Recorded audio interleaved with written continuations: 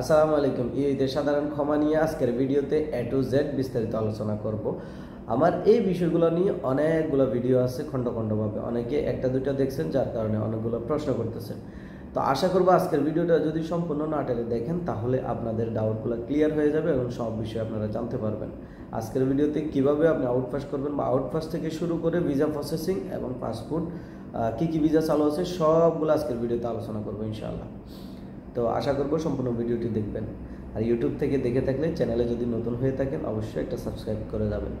পাশে থাকা বেল আইকনটা অন করে দেবেন, যাতে পরবর্তীতে ভিসার আপডেট সবার আগে আপনার কাছে পৌঁছে যায়। তো চলুন ভিডিও শুরু করি। সর্বপ্রথম আউটপাস নিয়ে কথা বলা যাক। আউটপাস কীভাবে করবেন, কত টাকা দিয়ে করবেন, কারা কারা করবেন, এই বিষয় নিয়ে অনেকগুলো হট্টগোল চলতেছে, আমি এটা নিয়ে দেখতেছি, যার কারণে আজকে আপনাদেরকে ক্লিয়ার করা।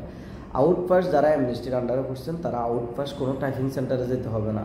আউটপাস করতে হলে দুবাইয়ে যদি থাকেন আমির সেন্টারে গেলে ওইখানে আপনার থেকে 20 টাকা নেবে সার্ভিস চার্জ। আর যদি ইমিগ্রেশন সেন্টার, যেখানে দুবাই কর্তৃপক্ষ আপনাদের জন্য ক্যাম্প বসাইছে লাভিরে, ওইখানে যান, ওইখানে আপনাদের কাছ থেকে কোনো টাকা নেবে না, একদম ফ্রিতে তারা আউটপাস করে দিবে, আপনি ফ্রিতে আউটপাস করতে পারবেন। অনেক টাইপিং সেন্টারে বলতেছে 500 টাকা 300 টাকা, এটা সত্য নয়, এটা মিথ্যা কথা।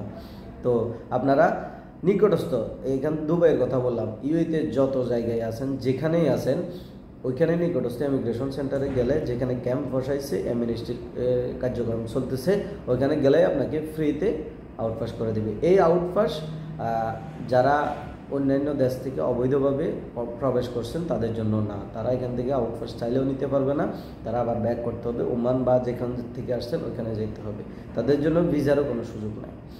তাহলে আপনার যে আউটপাস নিয়ে যে ডাউটটা, আশা করি এটা চলে গেছে।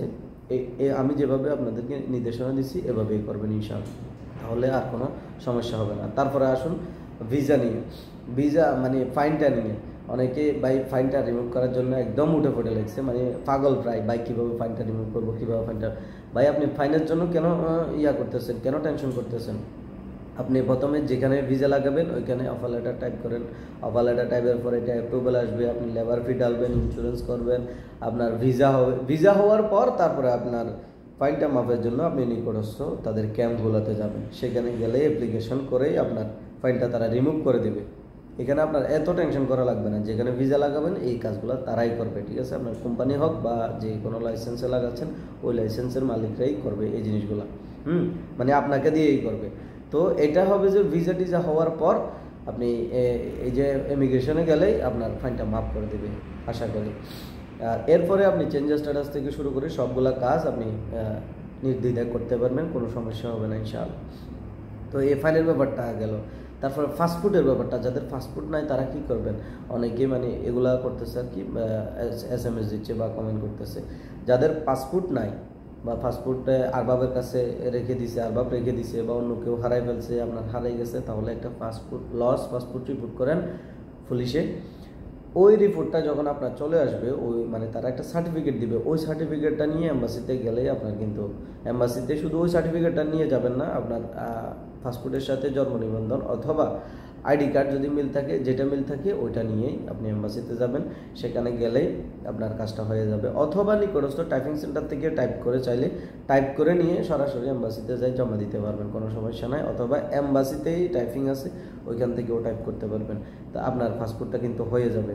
যদিও এখন এম্বাসিওয়ালারা টাকা একটু বেশি নিচ্ছে, তারপরেও এইটা আপনার জন্য উপকারী হবে। এই লস পাসপোর্ট রিপোর্ট দিয়ে আপনি পাসপোর্ট করতে পারবেন। তো আশা করি পাসপোর্টের ব্যাপারটাও ক্লিয়ার। এরপরে আসেন কোন কোন ভিসা খোলা আছে। ভাই এখন বর্তমানে ট্রান্সফার ভিসাও খোলা নাই। আপনার ট্রান্সফার ভিসা বলতে মানে যারা অ্যামনেস্টির আন্ডারে পড়েন নাই তাদের কথা বলতেছি, যারা অ্যামনেস্টির আন্ডারে পড়ছেন তাদের ট্রান্সফারগুলো কিন্তু হচ্ছে, ঠিক আছে? কিন্তু যারা পড়েন নাই অ্যামনেস্টির আন্ডারে, 1 তারিখের আগে যাদের ফাইন আসে নাই, তারা কিন্তু অ্যামনেস্টির আন্ডারে না, তাদের ট্রান্সফার হবে না। তারপর ফ্যামিলি ভিসাও এখন বন্ধ, বর্তমানে ফ্যামিলি ভিসাও বন্ধ। আপনার পার্টনার ভিসাতেও একটু সমস্যা করতেছে, কিছুটা সমস্যা করতেছে, এটা আশা করা যায় হয়তো ঠিক হয়ে যাবে, আমরা আশা করতেছি।